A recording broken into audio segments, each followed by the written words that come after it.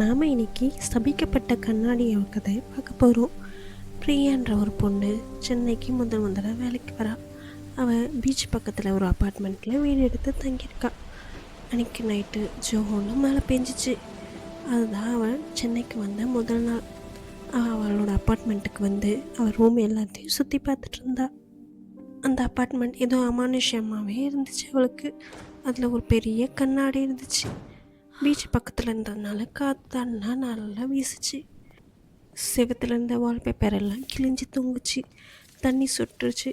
நிறைய பழசாலாம் கிடந்துச்சு. வீடு ஃபுல்லாக ஒரே குப்பையாட்டம் கிடந்துச்சு. அப்போ திடீர்னு கதவு திறந்து மூண்டுச்சு. அவளுக்கு ஏதோ அமானுஷ்யமாக இருக்கிற மாதிரி ஃபீல் ஆச்சு. அவள் ஃப்ரெஷ்ஷான உடனே திடீர்னு கதவு தட்டுற சத்தம் கேட்டுச்சு. அப்போ மேல் வீட்டு பாட்டி வந்து கேட்டாங்க. இந்த வீட்டில் முன்னாடி இருந்தவங்க ஒரு கண்ணாடியை வச்சுருந்தாங்க. என்ன அவசரமோ தெரியல, அந்த கண்ணாடியை விட்டுட்டு அவங்க போயிட்டாங்க. அந்த கண்ணாடிக்கிட்ட ஜாக்கிரதையாக இருன்னு சொல்லி வார்னிங் பண்ணாங்க. அவளும் சரின்னு சொல்லிட்டு அவள் எடுத்துகிட்டு வந்த பாக்ஸ் எல்லாம் அன்பேக் பண்ணிகிட்டு இருந்தா. அதில் பழைய ஃபோட்டோஸ், ஃபேமிலி ஃபோட்டோஸ் எல்லாத்தையும் பார்த்துட்டு இருந்தா. திடீர்னு சில்லுன்னு பீச் காற்று வீசுச்சு. இப்போ எந்திரிச்சு போய் அந்த கண்ணாடியை பார்த்தா. அந்த கண்ணாடியை கொடுத்து பார்த்துட்டு இருக்கும்போது திடீர்னு அவள் முகம் விகாரமாக மாறிச்சு. பின்னாடி ஏதோ நெல்கள் நடமாடுற மாதிரி இருந்துச்சு. அவள் இதையெல்லாம் ஏதோ சோர்வுன்னு நினச்சா. ஆனால் திடீர்னு கண்ணாடியில் இருந்த உருவத்தினாவே ஏதோ கை சில்லுன்னு வச்சிச்சு. அவள் இதையெல்லாம் ஏதோ அலைச்சல்னால அவனை பண்ண பரம்பன்னு நினச்சி அன்னைக்கு நைட்டு போய் படுத்துட்டா. அவள் தூங்குறதுக்கு ட்ரை பண்ணா. ஆனால் தூக்கமே வரலை. அவள் கனவுல ஏதோ கண்ணாடி உடஞ்சி அவளை துரத்துற மாதிரி கனவு வந்துச்சு. அடுத்த நாள் சோர்வாக எழுந்திரிச்சு ஆஃபீஸுக்கு கிளம்புனா. அது அவளுக்கு ஆஃபீஸில் முதல் நாள். அவள் சென்னைக்கு வந்து முதல் நாள் மெட்ரோவில் போகிறா. மெட்ரோவில் எல்லாத்தையும் சுற்றி பார்த்துட்டு ஜாலியாக போயிட்டு இருந்தா.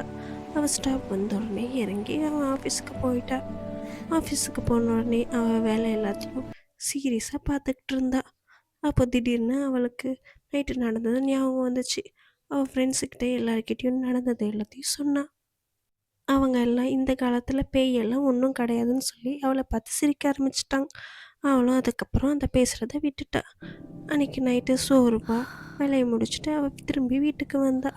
வீட்டுக்கு வந்து கொஞ்ச நேரத்தில் ரெஃப்ரெஷ் ஆகிட்டு அவள் கண்ணாடி முன்னாடி நின்று தலை சீவிட்டு இருந்தா.